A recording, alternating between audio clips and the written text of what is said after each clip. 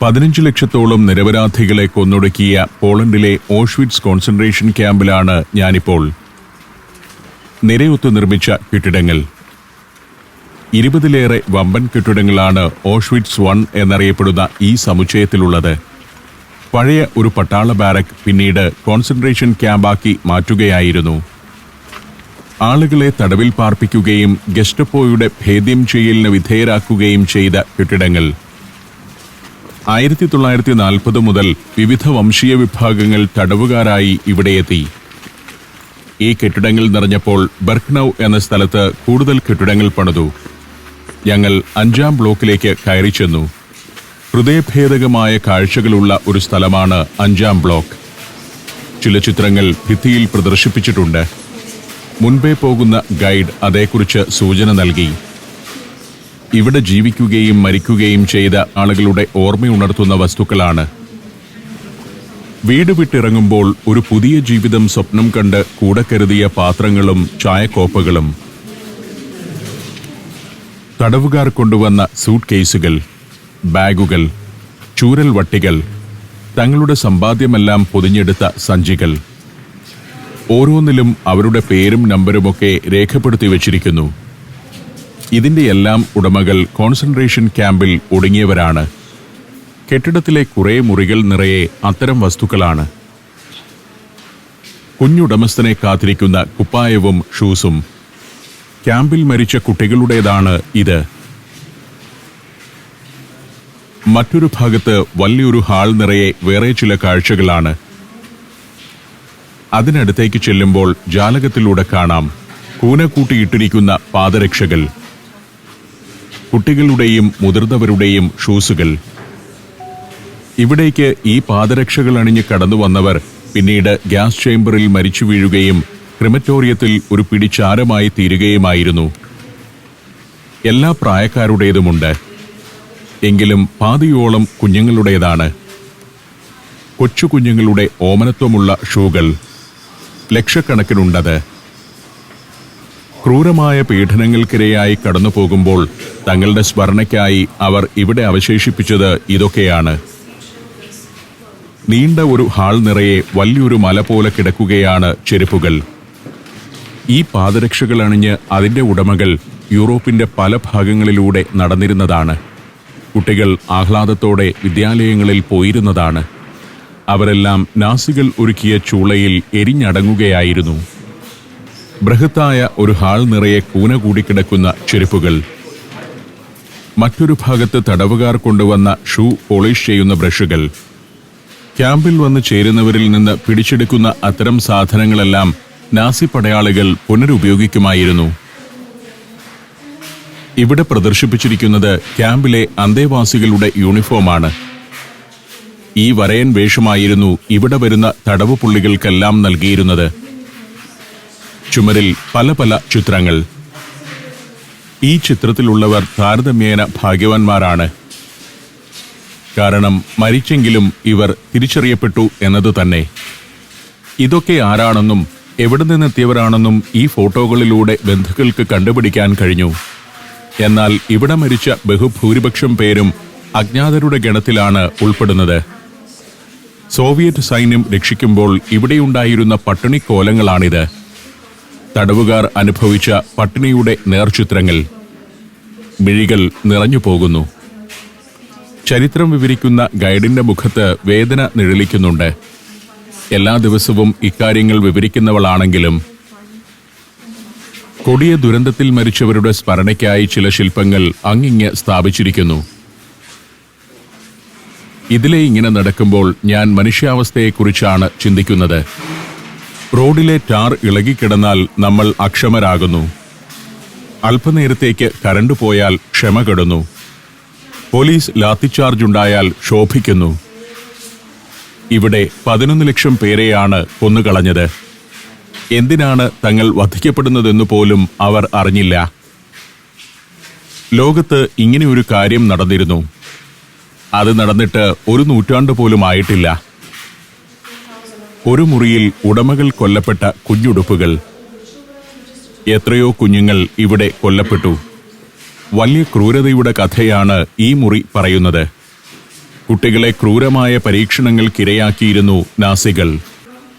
ഇവിടെ നടന്ന പരീക്ഷണങ്ങളിലെ മനുഷ്യത്വരാഹിത്യം വിവരണാതീതമാണ്. ലിംഗമാറ്റ ശസ്ത്രക്രിയയ്ക്ക് വിധേയമാക്കിയ കുട്ടികളുടെ ചിത്രങ്ങളാണ് ഇത്. ബോധം കെടുത്തിയോ മരവിപ്പിച്ചോ ആയിരുന്നില്ല ശരീരങ്ങൾ കീറിമുറിച്ചത്. ഭീകരമായ യാതനയ്ക്കൊടുവിൽ കുട്ടികൾ മരണത്തിന് കീഴടങ്ങി. ഇരട്ടക്കുട്ടികളുടെ ജനിതകത്തിലുള്ള സാമ്യവും വ്യത്യാസവും മനസ്സിലാക്കാൻ 1500ഓളം ജോഡി ഇരട്ടകളെയാണ് നാസി ഡോക്ടർമാർ മാരക പരീക്ഷണങ്ങൾക്ക് വിധേയമാക്കിയത്. അതിൽ മിക്കവരും ദിവസങ്ങൾക്കകം മരണപ്പെട്ടു.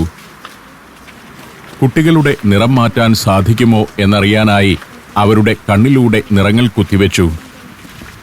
സയാമീസ് പോലുള്ള ഇരട്ടകളെ കൃത്രിമമായി സൃഷ്ടിക്കാനാവുമോ എന്നറിയാനായി ഇരട്ടകളുടെ ശരീരത്തിലെ നിശ്ചിത ഭാഗത്തെ തൊലിയും മാംസവും മുറിച്ചു നീക്കി അവരെ കൂട്ടിത്തുന്നി.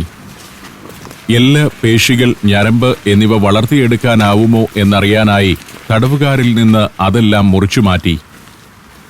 രോഗമുള്ളവരുടെ രക്തം രോഗമില്ലാത്തവരിൽ കുത്തിവെച്ചു. രക്തം കട്ടപിടിക്കാനുള്ള മരുന്നിന്റെ പരീക്ഷണത്തിനായി തടവുകാരുടെ കൈകാലുകൾ വെട്ടിമാറ്റി. പല പല പരീക്ഷണങ്ങൾ. ഇത് 10ാമത്തെ ബ്ലോക്കാണ്.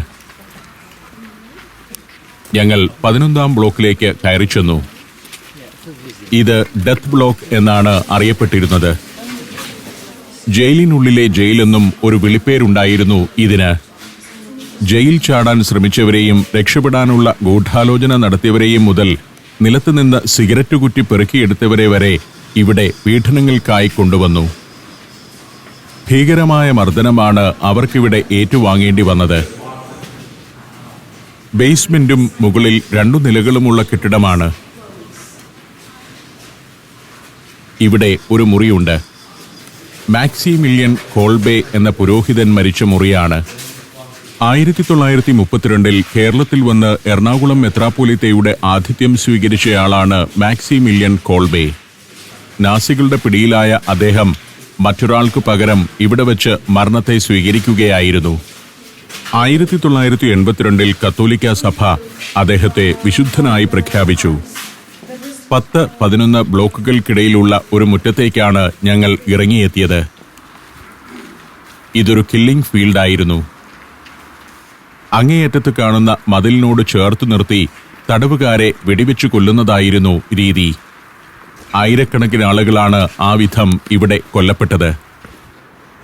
ഗ്യാസ് ചേംബറിലെ കൊലകൾ വ്യാപകമാവും മുൻപ് എക്സിക്യൂഷൻ യാർഡ് എന്നുകൂടി അറിയപ്പെട്ട ഈ മുറ്റമായിരുന്നു വലിയ കൊലക്കളം. നിരത്തി സ്ഥാപിച്ച തൂക്കുമരങ്ങളും ഉണ്ടായിരുന്നു ഇവിടെ. തൂക്കിക്കൊലയേക്കാൾ എളുപ്പം വെടിവെച്ചു കൊല്ലലാണെന്ന് വന്നതോടെ ഈ യാർഡിൽ വെടിയൊച്ചകൾ പതിവായി. ആയിരങ്ങൾ ഇവിടെ മരിച്ചു വീണിട്ടുണ്ട്. മറ്റു തടവുകാരുടെ മുന്നിൽ വെച്ചായിരുന്നു വധശിക്ഷ നടപ്പാക്കിയത്. അനുസരണക്കേട് കാട്ടാതിരിക്കാനുള്ള താക്കീതായാണ് അങ്ങനെ ചെയ്തത്. ആരോ സമർപ്പിച്ച പൂക്കളും മെഴുകുതിരികളും മതിലിന് സമീപമിരിക്കുന്നു. പോളിഷ് രാഷ്ട്രീയ തടവുകാരായ 4500 പേരെ നാസികൾ വധിച്ചത് ഈ മുറ്റത്ത് വെച്ചാണ്. ആകെ 17,000 പേരെയെങ്കിലും ഈ എക്സിക്യൂഷൻ യാർഡിൽ വെച്ച് കൊന്നിട്ടുണ്ടെന്നാണ് കണക്ക്. അവിടെ നിന്നും ഞങ്ങൾ പുറത്തേക്ക് നടന്നു. അതിവിശാലമായ പ്രദേശമാകെ ക്യാമ്പാക്കി മാറ്റിയിരിക്കുന്നു. മനുഷ്യൻ കൊടും ക്രൂരതയ്ക്കു വേണ്ടി ഉണ്ടാക്കിയ സംവിധാനങ്ങൾ എത്ര ശാസ്ത്രീയമായിരുന്നെന്ന് ചിന്തിക്കുക. വംശീയതയാണ് ലോകത്തെ ഏറ്റവും വലിയ കാര്യമെന്ന് ചിന്തിച്ച സങ്കുചിത മനസ്ഥിതിക്കാർ വരുത്തിവെച്ച ദുരന്തങ്ങളാണ് ഇതൊക്കെ. ഒരു തെറ്റും ചെയ്യാത്ത ആയിരക്കണക്കിന് കുഞ്ഞുങ്ങളും മുതിർന്നവരുമൊക്കെ കൊല്ലപ്പെട്ട സ്ഥലം. ചെറിയ തെറ്റുകൾക്ക് പോലും കഠിനമായ ശിക്ഷാരീതികളാണ് ഇവിടെ ഉണ്ടായിരുന്നത്. പകൽ സമയത്തെ ജോലിക്ക് ശേഷം 1.5 മീറ്റർ നീളവും വീതിയുമുള്ള സെല്ലിനുള്ളിൽ 4 പേരെ വീതം രാത്രി മുഴുവൻ നിർത്തുന്നതായിരുന്നു ഒരു രീതി. സ്റ്റാർവേഷൻ സെല്ലിൽ അടയ്ക്കലാണ് മറ്റൊരു ശിക്ഷ. ചെറിയ അറയിൽ ഭക്ഷണമോ വെള്ളമോ നൽകാതെ ആളുകളെ അടച്ചിട്ടു. ഒരു തുള്ളി വെള്ളത്തിനായി മരണവെപ്രാളത്തിൽ തടവുകാർ തറ നക്കിത്തുടച്ചിരുന്നു. 10ാം ബ്ലോക്കിന്റെ ബേസ്മെന്റിലുണ്ടായിരുന്ന ഇരുട്ടറകളിലിട്ട് ശ്വാസം മുട്ടിച്ചു കൊല്ലുന്നതായിരുന്നു മറ്റൊരു ശിക്ഷ. ജാലകങ്ങളില്ലാത്ത ആ അറയിൽ കുറെ ആളുകളെ ഒന്നിച്ചടയ്ക്കും. അറയിലെ ഓക്സിജന്റെ അളവ് കുറയ്ക്കാനായി അതിൽ മെഴുകുതിരി കത്തിച്ചു വെക്കുകയും ചെയ്യും. 1-2 ദിവസത്തിനുള്ളിൽ അതിലുള്ളവരെല്ലാം മരണത്തിന് കീഴടങ്ങും. തടവുകാരുടെ ചുമലല്ലുകൾ തെറ്റുന്ന വിധത്തിൽ കൈകൾ പിന്നിലേക്ക് കെട്ടി ദിവസങ്ങളോളം തൂക്കിയിടുന്നതാണ് വേറൊരു ശിക്ഷ. താഴെ ഇറക്കുമ്പോഴേക്കും അവർ കൈകൾ ചലിപ്പിക്കാനോ നടക്കുവാനോ കഴിയാത്ത അവസ്ഥയിലായിരിക്കും. അതോടെ അവരെ ഗ്യാസ് ചേംബറിലേക്ക് അയക്കുകയും ചെയ്യും. പുകക്കുഴലുകൾ ഉയർന്നു നിൽക്കുന്ന കെട്ടിടം ക്യാമ്പിലെ അടുക്കളയായിരുന്നു. തടവുകാർക്കും നാസി ഉദ്യോഗസ്ഥർക്കും സൈനികർക്കും പ്രത്യേകം അടുക്കളകളിലാണ് ഇവിടെ ഭക്ഷണം പാകം ചെയ്തിരുന്നത്. അടുക്കള ബിൽഡിങ്ങിനോട് ചേർന്ന് ഒരു മുറ്റമുണ്ട്. എല്ലാ ദിവസവും നാസി ഉദ്യോഗസ്ഥർ തടവുകാരുടെ എണ്ണമെടുത്തിരുന്ന സ്ഥലം. ഇക്കാണുന്നത് തൂക്കുമരമാണ്. റോൾ കോൾ ഗ്രൗണ്ടിൽ നിരന്നു നിൽക്കുന്ന തടവുകാർക്ക് മുന്നിൽ ആളുകളെ തൂക്കിക്കൊന്നിരുന്നത് ഇവിടെ വച്ചാണ്. കൈകൾ പിന്നിലേക്ക് കെട്ടി തടവുകാരെ ഈ തൂക്കുമരത്തിൽ തൂക്കിയിടുന്നതും പതിവായിരുന്നു. ഇക്കാണുന്ന ചെറിയ കൂട് റോൾ കോൾ ഓഫീസറുടെ ഷെൽട്ടറാണ്. അയാൾ ഇതിനകത്തിരിക്കും. തടവുകാരാവട്ടെ ഈ മുറ്റത്ത് നിരന്നു നിൽക്കും. ഒരു തടവുകാരനെങ്കിലും രക്ഷപ്പെട്ടതായി തോന്നിയാൽ ഇവിടെയുള്ളവരുടെ കാത്തുനിൽപ്പ് നീളും. കൊടും തണുപ്പിൽ 12 മണിക്കൂർ വരെയാണ് ചില ദിവസം അവർ നിൽക്കേണ്ടി വരിക. അതിനിടെ പലരും തളർന്നു വീഴും. അങ്ങനെ വീഴുന്നവരെ ആരെങ്കിലും സഹായിച്ചാൽ അയാളെ തോക്കിനിരയാക്കുന്നതാണ് പതിവ്. Malaysia, Thailand, Tanzania, China. സഞ്ചാരം വോളിയം നമ്പർ 12. ഫുൾ HD-യിലുള്ള ഈ അപൂർവ ദൃശ്യയാത്രാ വിവരണ ശേഖരം സ്വന്തമാക്കാൻ 9955442222 എന്ന നമ്പറിലേക്ക് സഞ്ചാരം എന്ന് SMS ചെയ്യൂ. ഇവിടെ വലിയ മുള്ളുവേലികൾ കൊണ്ട് ചില ബ്ലോക്കുകളെ വേർതിരിച്ചിരിക്കുന്നത് കാണാം. വൈദ്യുതി പ്രവഹിച്ചിരുന്ന കമ്പിവേലികളാണിത്. ഓരോ കോണിലും ഗാർഡ് ടവറുകൾ കാണാം. ഗ്യാസ് ചേംബർ ഉൾപ്പെടുന്ന കില്ലിംഗ് ഏരിയയെയും ക്യാമ്പിന്റെ മറ്റു ഭാഗങ്ങളെയും വേർതിരിച്ചിരുന്ന വേലിക്കെട്ടാണിത്. ഇവിടെ കൂട്ടക്കൊലകൾ നടക്കുന്ന വിവരം ക്യാമ്പിലെ മറ്റുള്ളവർ അറിയാതിരിക്കാൻ കൂടിയായിരുന്നു വലിയ വേലി കൊണ്ടുള്ള വേർതിരിവ്. ഇരട്ട വേലിക്കെട്ട്. ഈ വഴിയിലൂടെയാണ് കൊന്നുതള്ളാനുള്ളവരെ കൊണ്ടുപോയിക്കൊണ്ടിരുന്നത്. ഇവിടെ ഒരു തൂക്കുമരമുണ്ട്. ഓഷ്വിറ്റ്സ് ക്യാമ്പിന്റെ ആദ്യ കമാൻഡന്റായിരുന്ന റുഡോൾഫ് ഹോസിനെ ഇവിടെ നടത്തിയ കൂട്ടക്കൊലകളുടെ പേരിൽ തൂക്കിലേറ്റിയത് അവിടെ വച്ചായിരുന്നു. 1947 ഏപ്രിൽ 16 അത്. വീണ്ടും നടക്കുമ്പോൾ വലതുവശത്ത് ഒരു പുകക്കുഴൽ ഉയർന്നു നിൽക്കുന്നത് കാണാം. 2ാം ലോകമഹായുദ്ധ നാളുകളിൽ ആ കുഴലിൽ നിന്നും കറുത്ത പുക നിരന്തരം ആകാശത്തേക്ക് ഉയർന്നുകൊണ്ടിരുന്നു. മനുഷ്യരെ കത്തിച്ച പുകയായിരുന്നു അത്. അവിടെയായിരുന്നു ക്രിമറ്റോറിയം. ക്യാമ്പിൽ വെച്ച് കൊല്ലപ്പെട്ട ലക്ഷക്കണക്കിന് ആളുകളെയാണ് ആ ക്രിമറ്റോറിയത്തിൽ കത്തിച്ച് ചാമ്പലാക്കിയത്. ഇക്കാണുന്ന കെട്ടിടം ഗ്യാസ് ചേംബർ ആയിരുന്നു. ദിവസവും ആയിരക്കണക്കിന് ആളുകളെ കൊന്നുതള്ളിയിരുന്ന ഗ്യാസ് ചേംബർ. അതിന്റെ ഒരു കോണിലായിരുന്നു മൃതദേഹങ്ങൾ കത്തിക്കുന്ന ചൂളകൾ. ഗ്യാസ് ചേംബറിലിട്ട് കൊല്ലുക, മൃതദേഹങ്ങൾ ഉടനെ തന്നെ കത്തിച്ചു കളയുക. ഞാൻ ഗ്യാസ് ചേംബറിനകത്തേക്ക് കയറിച്ചെന്നു. വിവസ്ത്രരാക്കിയ ആളുകളെ ഈ ചേംബറിൽ കുത്തിനിറച്ച് വാതിലുകൾ ബന്ധിച്ച ശേഷം സൈക്ലോൺ ബി എന്ന വിഷവാതകം കടത്തിവിട്ട് അവരെ കൊല്ലുകയായിരുന്നു. ഇത്തരത്തിൽ പല ഗ്യാസ് ചേംബറുകൾ ഇവിടെ ഉണ്ടായിരുന്നു. ഓരോ ദിവസവും ആയിരങ്ങൾ ശ്വാസം മുട്ടി ഭീകരമാം വിധം മരിച്ചു വീണ ഗ്യാസ് ചേംബറിലൂടെയാണ് ഞാൻ ഈ നടക്കുന്നത്. എത്രയെത്ര കുഞ്ഞുങ്ങളും ചെറുപ്പക്കാരും വൃദ്ധരും ഇതിനകത്ത് ശുദ്ധവായു ലഭിക്കാതെ പിടഞ്ഞ് മരിച്ചിരിക്കുന്നു. ഈ ഗ്യാസ് ചേംബർ ആദ്യ കുറെ നാളുകൾക്ക് ശേഷം കുറച്ചുകാലം പ്രവർത്തനം നിലച്ചിരുന്നു. അക്കാലത്ത് നാസി ഉദ്യോഗസ്ഥർ വ്യോമാക്രമണങ്ങളിൽ നിന്ന് രക്ഷപ്പെടാനുള്ള ഷെൽട്ടറുകളായാണ് ഇവിടം ഉപയോഗിച്ചത്. ഇതാണ് ക്രിമറ്റോറിയം. മൃതദേഹങ്ങൾ ഈ ചൂളയിലേക്ക് തള്ളി എരിച്ചു കളയുന്നതായിരുന്നു പതിവ്. ഗ്യാസ് ചേംബറിൽ നിന്ന് നീക്കുന്ന മൃതദേഹങ്ങൾ വളരെ പെട്ടെന്ന് തന്നെ ഇവിടെ ചാരമായി തീർന്നു. ആ ചാരം മറ്റൊരിടത്തെ കുഴിയിലിട്ട് മൂടുന്നതായിരുന്നു പതിവ്. ഇതിനകത്തുനിന്നും മനുഷ്യരെ കത്തിക്കുന്ന പുക ഏതു സമയത്തും അന്തരീക്ഷത്തിലേക്ക് ഉയർന്നുകൊണ്ടിരുന്നു. ക്രിമറ്റോറിയത്തിൽ നിന്നും പുറത്തിറങ്ങി ഞങ്ങൾ മുന്നോട്ട് നടന്നു. മരവിച്ച മനസ്സുമായി നടക്കുകയാണ് കുറേ മനുഷ്യർ. ഈ കോൺസെൻട്രേഷൻ ക്യാമ്പിലൂടെ ഇത്ര നേരം നടന്നപ്പോഴേക്കും തന്നെ ഞങ്ങളെല്ലാം മറ്റൊരു മനുഷ്യരായി തീർന്നിരിക്കുന്നു. ജീവിക്കാൻ അവകാശമില്ലാതെയാണ് ഇന്ന് ജീവിക്കുന്നതെന്ന് പോലും തോന്നിപ്പോകുന്നു. തലങ്ങും വിലങ്ങും വേലികളാണ് ഇവിടുത്തെ കാഴ്ച. സദാസമയവും വൈദ്യുതി പ്രവഹിച്ചിരുന്ന കമ്പിവേലികൾ. ക്യാമ്പിൽ നിന്ന് രക്ഷപ്പെടാൻ ശ്രമിക്കുന്നവരെ കാവൽ ഭടന്മാർക്ക് എളുപ്പത്തിൽ കണ്ടെത്താനായിരുന്നു ഇത്. ഇരുഭാഗത്തു നിന്നും വെടിയുതിർക്കാം. വൈദ്യുതി പ്രവഹിക്കുന്ന മുള്ളുവേലികളായിരുന്നു ക്യാമ്പിനു ചുറ്റുമുണ്ടായിരുന്നതും ക്യാമ്പിന്റെ പല ഭാഗങ്ങളെ വേർതിരിച്ചിരുന്നതും. വേലി മറികടക്കാൻ ശ്രമിച്ചവരെ അപ്പോൾ തന്നെ വെടിവെച്ചിടുന്നതായിരുന്നു പതിവ്. ഇതിലെ നടക്കുമ്പോൾ ഞാൻ മറ്റൊരു കാര്യം ഓർത്തു. നമ്മുടെ നാട്ടിലെ മതഭ്രാന്തരെ ഈ ക്യാമ്പൊന്നു കൊണ്ടുവന്ന് കാണിച്ച് ഇതിലൂടെ 2 മണിക്കൂറെങ്കിലും നടത്തണം. അതോടെ അവർ നല്ല മനുഷ്യരായി തീർന്നേക്കും. ഓഷ്വിറ്റ്സ് 1 എന്ന ഈ ക്യാമ്പ് നിറഞ്ഞതോടെയാണ് 1941 ഇവിടെ നിന്നും 3 മൈൽ അകലെ ബെർക്ക്നൗ എന്ന സ്ഥലത്ത് അതിവിപുലമായ ഒരു ക്യാമ്പ് പണിതത്. അവിടെ ക്യാമ്പിനുള്ളിൽ തന്നെ ഒരു റെയിൽവേ സ്റ്റേഷൻ വരെ ഉണ്ടായിരുന്നു. ഇവിടെയുള്ളതിലും പല മടങ്ങ് വലിപ്പവും അനേകം കെട്ടിടങ്ങളും ഗ്യാസ് ചേംബറുകളുമുള്ള ക്യാമ്പായിരുന്നു അത്.